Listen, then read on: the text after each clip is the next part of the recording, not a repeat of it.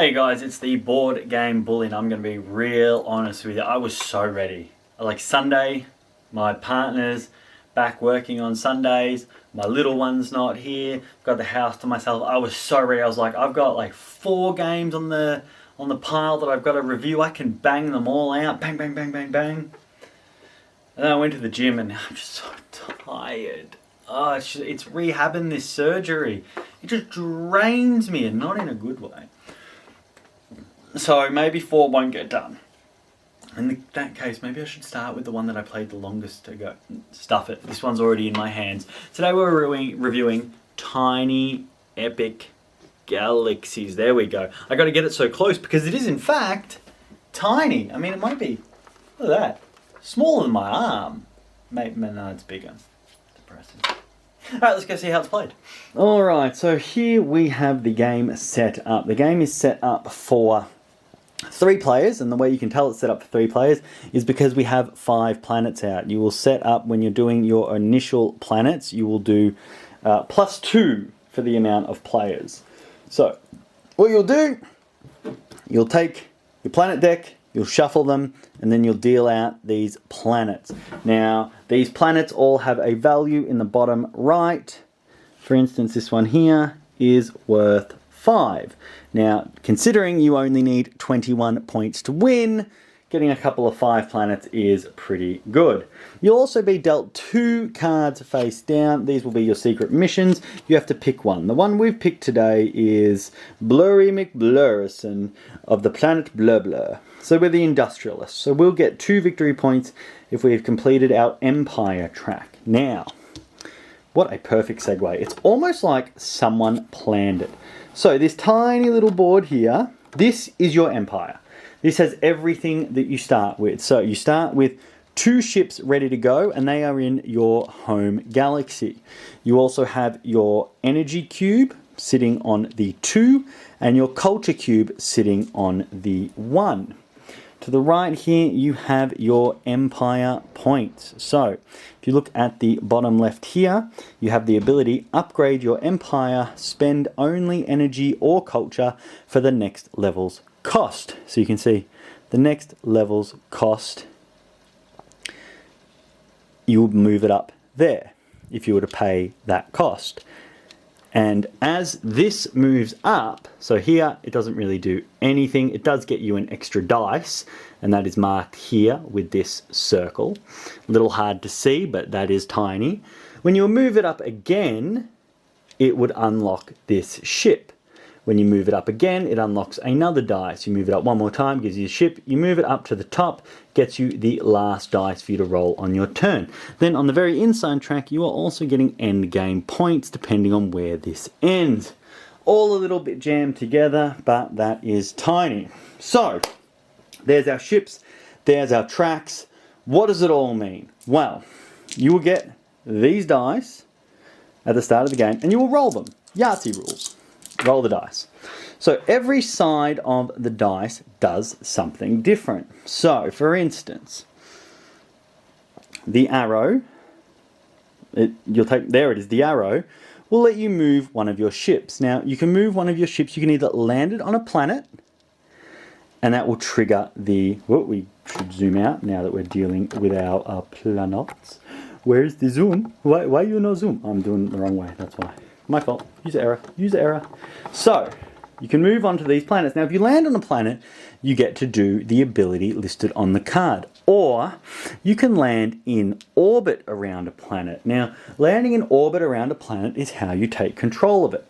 All planets will have their orbit track, and they will have a symbol at the end of the orbit track. It will either be the crosshair-like symbol. No. Or the blur symbol. There we go, the crosshair-like symbol, or the stock market-like symbol. So if you were to roll the stock market symbol while you had your ship here, you would be able to move it up 1 space.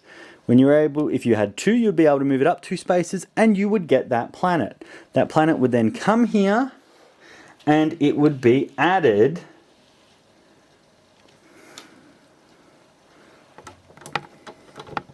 to your home galaxy. Now, the reason you would add it to your home galaxy is for this symbol on the dice. We called it the snail. So if you roll the snail, you get to activate one ability in your home galaxy. So you've got the one printed on your board, or you've got the ones added to it. So we could either spend 2 energy to upgrade our empire, or we could advance 1 crosshair on one of the planets that we have a ship orbiting around. Now, all ships, when a planet is taken, will return to their owners' galaxies. Next up, we have your resource generation. Your resource generation is the lightning bolt or the culture symbol. Now that will generate based on where your ships are. So we currently have 2 ships in our home galaxy, and that home galaxy has a energy. So if we were to roll an energy, we would generate energy based on how many ships we have there. So for every energy symbol we roll, we would be able to generate 2 energy. As you can see, you will want to be able to get culture, and you can see that listed on the planets on the board there. We'll replace the one here. So regardless of if you are on the planet or in orbit, and it is important to note you can have 1 ship on the planet and 1 ship in orbit, but you can't ever have 2 ships in the same orbit or 2 ships on the same planet. So if we were to roll the culture symbol here, we would get 2 culture. Now, what is culture? We know what energy is. It lets us upgrade our civilization, and culture does the same. However, culture is probably the most important resource in the game. So I take my turn, I get my culture, now I just sit back and I wait for it to be my turn, right? No, wrong. When someone else rolls the dice and chooses to activate a dice, say for example, they roll a stock market cube, and they decide to resolve this dice. It doesn't happen when they roll it, it happens when they say they're going to use it.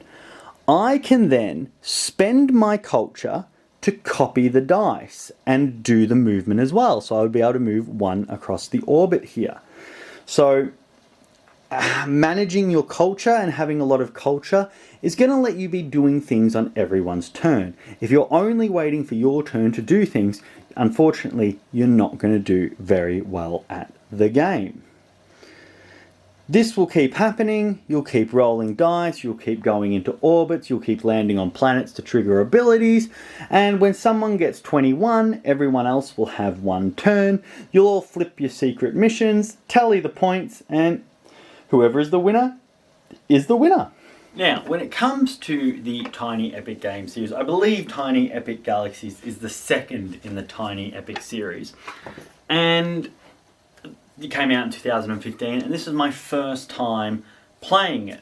And the reason that is the hook that it's tiny but epic doesn't get me. Micro games, tiny games, it's just not something that I have any interest in. I don't play a lot of games on the go, even though I don't have big fat sausage fingers. I'm boisterous at the table sometimes. I like to move around, especially in our very, very closed, it's the same 4 friends all the time. We're loud, we're boisterous, we're Australian, so F this, see that, but all in love. And just having these tiny little boards in front of me, it's just, I don't know, I feel like a giant that's going to accidentally destroy what's happening in front of me. So that's why I haven't looked at Tiny Epic Galaxies at all. But we played it, we got it out, and the game's the game's good. The game's fun. You're putting out there. You're maximizing what you can do on your turn, and then more importantly, you're maximizing what you can do on other people's turns. And the more you can do on other people's turns, obviously the better you're going to do in the game. So it's really cool in that there is no downtime for you. If there is downtime for you, it's because you've run out of culture, and that's generally a mistake. You don't want to run out of culture. You want to be able to do something on everyone's turn, and you need that resource to do it. So I think the game's really cool. I enjoyed my play of it. I just make it bigger. Like the game boards are like this big, and I've got, you know, 1, 2, 3, 4, like I've got like 7 markers on this little tiny playboard. If you put the markers together, they'd be the same size as the playboard, and it's just, I don't know, either shrink the pieces down, or just make the board bigger. I know that you're tiny and epic, but could you be, I don't know, regular sized and epic maybe? So the rating, the rules for Tiny Epic Galaxies, they were fine. Easy to read. There were no real questions after I'd read the rules. The die faces were easy to explain what they did. You know, like you look at it like, oh, 6 die, you know, a dice, and every side is a different icon. This is going to be so much iconography to remember. But then you realize that, like, there of those 6, 4 of them, 2 sets of 2, are basically the same thing. You know, they're moving on the track, either on the track on the planets or the track on your home base, and you know they're just different resources, but they're doing the same thing. So it was nice. It was easy to get into, really quick to understand. Your objective is very clear. Get 21 points in front of you. You get a little secret mission. Do the secret mission so you can end with more than 21 points. It was fine. So we're going to give the rules an 8. Artwork, again, I don't know if this is fair, but artwork and components, you know what, it's not fair, but I don't care. The board is too small. The player board is too small. I know I've already showed the player board, but I'm gonna show it again in comparison to me, right? Because you haven't seen it in comparison to a grown human being. Look at this. This is the player board. This fits in the palm of my hand. It's too small. It's just, make it bigger. Just the artwork on the planets, it's fine. It's, you know, it's not amazing. It's just a planet and a track. It's fine, but just make the board bigger. 6 for that. Then we... Jax? Hello? Hello? Hello? What are you doing here? What are you doing here? What are you doing here? Go away! Go away with you! So I got a little bit of an awkward cut there because I got attacked by my dog, but that's fine. Accessibility. Accessibility is pretty easy. Roll the dice, and then if you're not 100% sure what you can do, look at what the dice do, figure it out. So I'm going to put the accessibility, also, is it a 9? No, it's not a 9. There's a bit to it. And that whole managing your resources could, let's say 7. Let's say 7. I'm thinking about it in my head now, and like if you just spend your resource, like if you roll the dice and spend what you've got, you're not going to do very well. So 7. There's some subtleties there that you may not get straight away, especially if you're unfamiliar with games. And then gameplay. Would I play it again? Surprisingly, for an entire franchise that I have avoided, yes, I would. 8. And I could go back. I could edit this out, but I'm not going to. I'm just going to say I've thought about it more. And I'm putting the artwork and components as a 6 because I really hate the tiny board.